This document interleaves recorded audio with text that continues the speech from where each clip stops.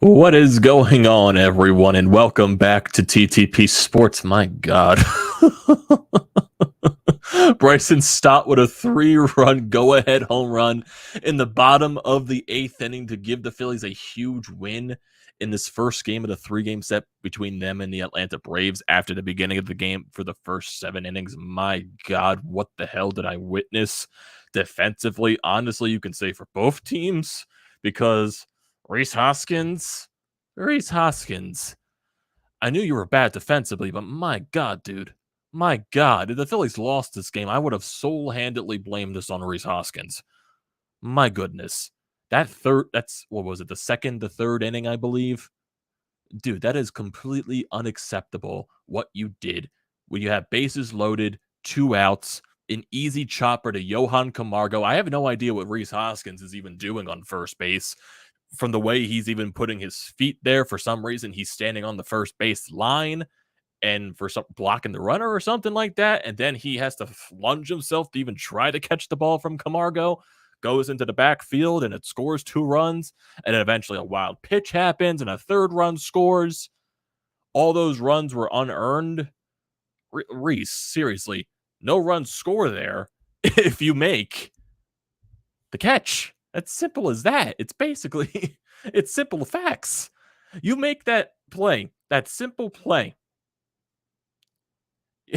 You're probably up 3-0 in this game at that point. And then you get the go-ahead run for the Braves, which was a wild pitch by Brogdon, and then the luckiest choppers of all by Ozuna to give the lead.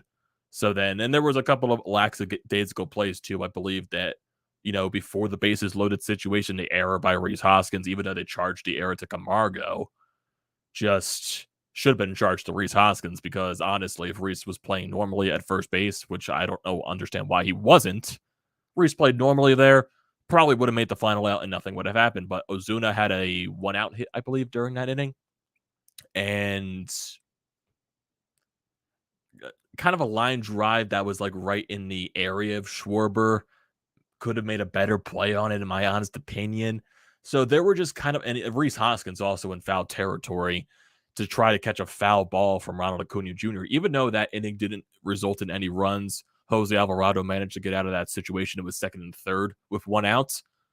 Rhys Hoskins makes that catch, and then you don't walk Acuna on the next pitch.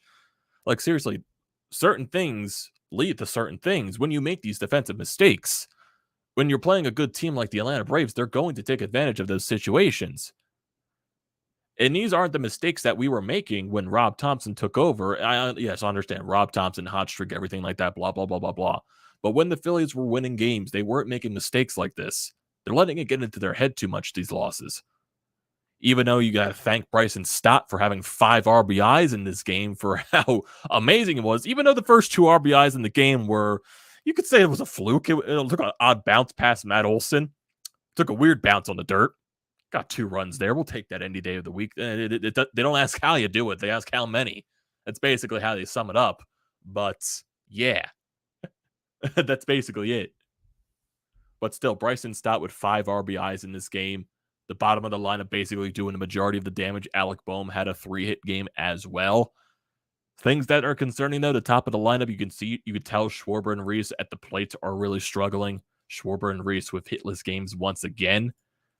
It's not it's not sustainable when your bottom of the lineup guys have to constantly come up clutch, even though it's nice on the occasion when guys like Bryson Stott and Alec Boehm come up clutch to win you a ball game.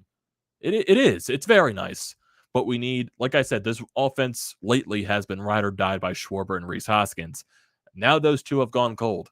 And like I said, it's very concerning when those 2 guys go cold, and then you get Castellanos and Didi not doing anything, even though Didi didn't play tonight. And seriously, after this night by Bryson Stott, this still proves my fact. I said this after yesterday's recap, I believe, that when Gene Segura does come back, I believe Bryson Stott should be playing over Didi Gregorius.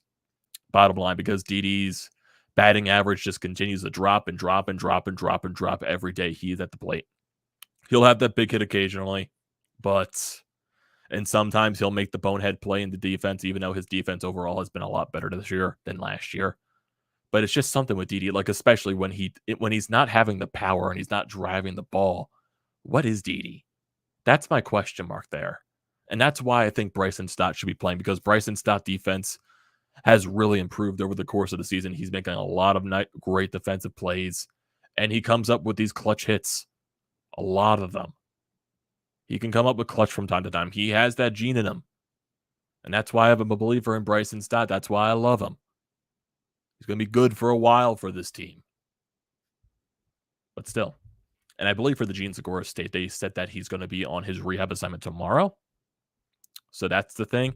And there's also maybe some concern with Ranger Suarez because he only did go 5 innings in this ball game because there was kind of a discomfort scare in that 5th inning. So I'm not sure what the entire case is. Maybe they just were being cautious and decided to take him out of that situation. So we're basically just got to find out what happens in that standpoint. But still, overall, to take this first game in that type of fashion, it was ugly. But he got it done. Clutch home run by Bryson Stott. But you got to clean up all that other shit. Really. This was a up and down roller coaster of emotions type of game.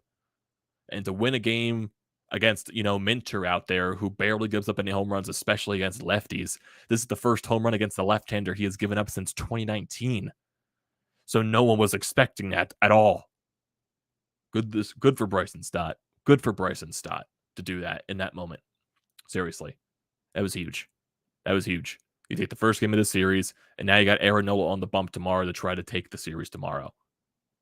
Offense, even though you scored 6 runs today, you did hit a lot off of Max Fried. I want to see more. I need to see a lot better with runners in scoring position. I need a lot more timely hits because you're going to need to get run support for Nola. That's going to be the same thing every day. Every time Nola goes out there, he needs run support. You need to give him run support. You got to do it. You got to do it. So, yeah. Emotional roller coaster. That's basically the entire description of this entire thing.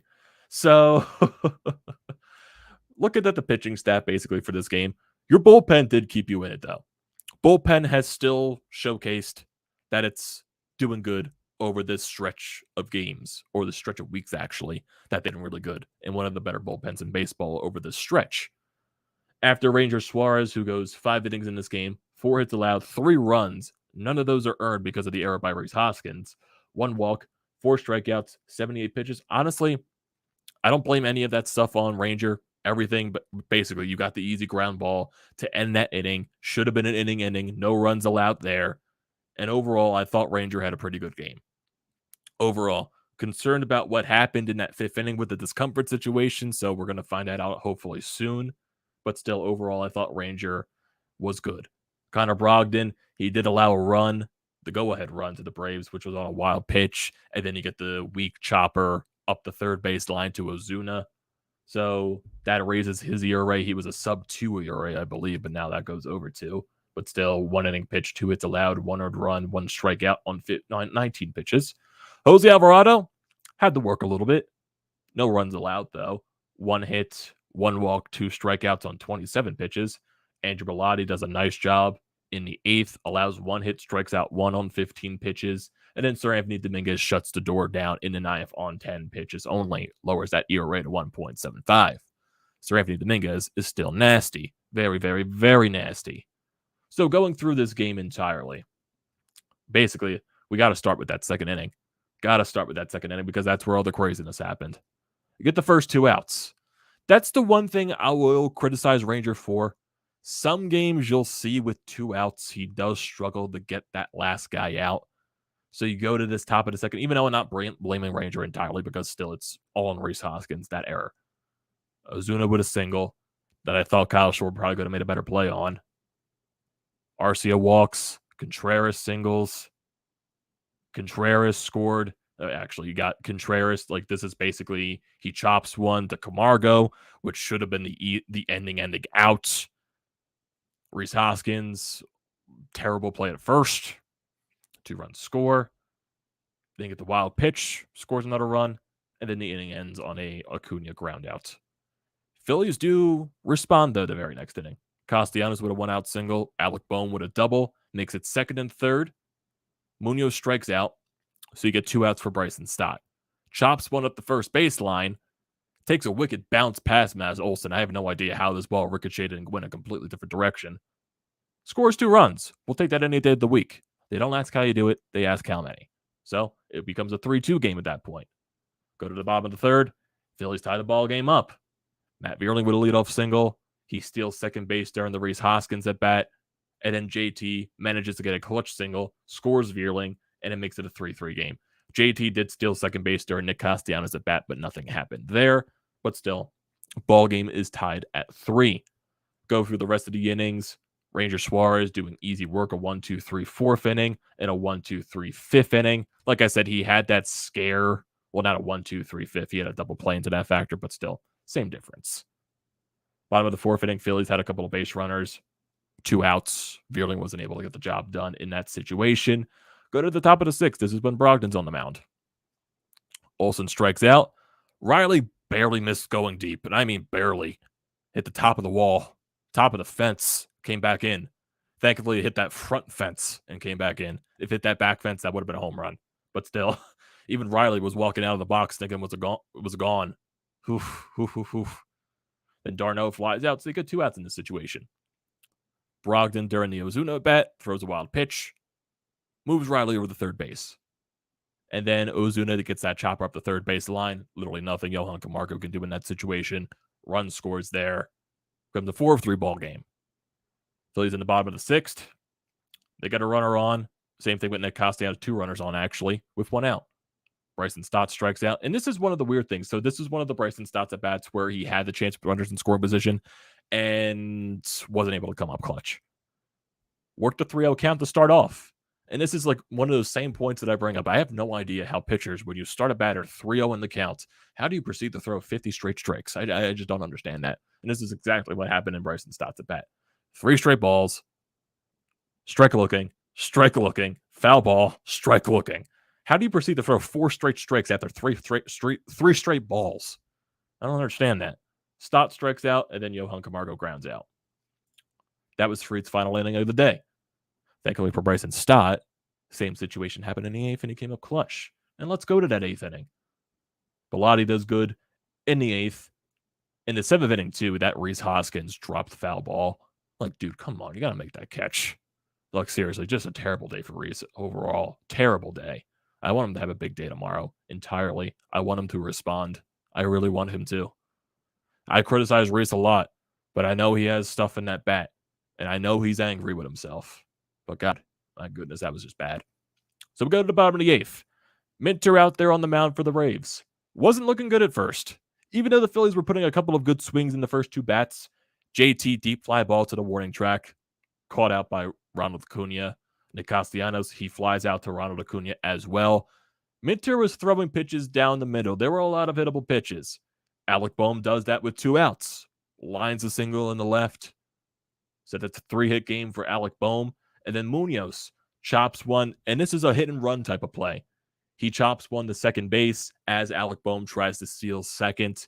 The second baseman, trying to go to second base to get the steal there, has to run back to get the ground ball, and Munoz manages to reach first base safely, hustling down the line, so that's nice. And then let's go to this Bryson Stott at bat. Once again, like his previous at bat in the 6th inning, starts off with 3 straight balls out of the strike zone. Completely out. No way he's going to swing at any of those. But I'm good at bat here. Takes the next straight looking. Okay, down the middle. Okay, he's going to throw a strike to make it 3-1. And then he fouls the ball off. Okay, 3-2. And then Minter makes a mistake. Cutter right down the middle of the plate, and Bryson Stott crushes it into the seats. 3-run shot. Phillies go up 6-4 just like that. Roller coaster of a ball game, am I right? Then we go to the top of the 9th. Sanford Dominguez out there, 1-2-3. Cano lines out. It was a hard liner by Cano right to Bryson Stott. Strikes out Harris on a nasty sinker. And then Acuna lines out to Nick Castellanos. And that is your ball game. Phillies take the win. First game of this series. Got Aaron Nola on the bump tomorrow. Going to the lineup. Like I said, it's, right now with Kyle Schwarber and Rhys Hoskins, they are struggling, but you go through the lineup. Matt Vierling, he goes 1 for 4. Kyle Schwarber, Rhys Hoskins, they both go over 4. Kyle Schwarber, 1 strikeout. Rhys Hoskins, 2 strikeouts. JT Realmuto goes 1 for 4 with an RBI single. Nick Castellanos, he went 2 for 4 in this ball game. Alec Boehm goes 3 for 4 with 2 runs scored. So Alec Boehm actually is having a fantastic month of July from the batter's box perspective. I believe I saw from, where did I see this from? I think it was from Tim Kelly. Alec Boehm is batting .426 in the month of July. And his average, since he's having this very hot month of July, he's bumped his batting average up to .287. That's how hot Alec Boehm has been in this month. And even Alec Boehm that's hitting like this, whew, even though he's lacking the power, if he's batting over like 300, I'm fine with that. But still, like, yeah, the power is still a concern. But still, if you get an Alec Boehm that can hit at this rate, even though like 400, of course, isn't sustainable. Of course it isn't. And you got some damage to deal with there. And there's going to be some decisions when Gene Segura does come back into the lineup. So that's something for Rob Thompson to figure out when that time comes. Munoz had a decent day at the plate. He went 2 for 4. Both of his singles were choppers. So, hey, like I said, they don't ask how you do it. They ask how many. Bryson Stott, huge day at the plate. Fantastic day at the plate. He goes 2 for 5 with 5 RBIs. The 2-run double in the second and the 3-run shot in the 8th to give the Phillies the win. And Johan Camargo, he also goes 1 for 4. So everyone in this lineup had a hit besides Schwarber and Hoskins. So those two are due to wake up. They are. And for Kyle Schwarber, yes, he was due to go into a slump with how amazing he has been. It kind of sucks that he's going for this slump, though. I miss Schwarbombs consistently. I do. I really do. He's got to find a way to wake up, though. Runners in scoring position in this game. Phillies go 3 for 10. Leave 6 runners stranded. Very ugly game. Very, very ugly. But you found a way to work a win. Thanks to the batter Bryson Stott, though. Your bullpen kept you in the ball game. And that's all you can ask for. Ranger Suarez, I thought, was solid. But you got to clean up that shit with the errors. Can't be making those mistakes linger. Like, seriously, when one mistake happens, 2 other mistakes happen right after it. Got to cut that shit out. When things are going wrong, don't make them go worse. If you commit one error, fine. You commit one error. Don't let it continue. Don't let it spiral out of control. Got to keep a clear, level head. Talking to you, Rhys Hoskins. Same thing with Alec Boehm, too, when he plays third base. It's got to be the same mistake. Got to be the same thing. When one mistake happens, you can't let it spiral out of control. And sadly, that has been the problem this entire year. When one mistake happens, it spirals into 2 other things. Got to find a way to cut that out. Got to find a way. But in this game, they found a way to win. They found a way. And now, you got a chance tomorrow with Aaron Nola on the bump to win this series. And that'll be huge for this ball club if they can find a way to do that. So tomorrow, you're going to have Aaron Nola on the bump going up against Spencer Strider, who is 4-3 on the season with a 3.03 ERA, 114 strikeouts, and a 1.05 whip. Spencer Strider has been really good for the Braves this year. Young kid, 23 years old. I hate that I'm saying kid because he's only a year younger than me. His last couple of outings, he doesn't really go deep into ball games, though, especially in his past couple of games. On the 17th against the Nationals, they lost that game 7-3. He went 4 innings, allowed 4 hits, 5 earned runs with 4 strikeouts. Against the Mets on the 12th, 4 2/3 innings, 5 hits allowed, 1 earned run, and 8 strikeouts. They won that ball game, but for some reason they got taken out early. I guess the pitch count was high. Against the Cardinals on July 7th, he went 6 innings, struck out 12, 2 hits allowed, no earned runs.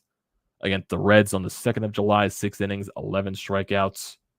So his past couple of games have been up and down. But still, nothing to mess with. He's been really good overall this year for the Braves, a strikeout machine. Got to find a way to win.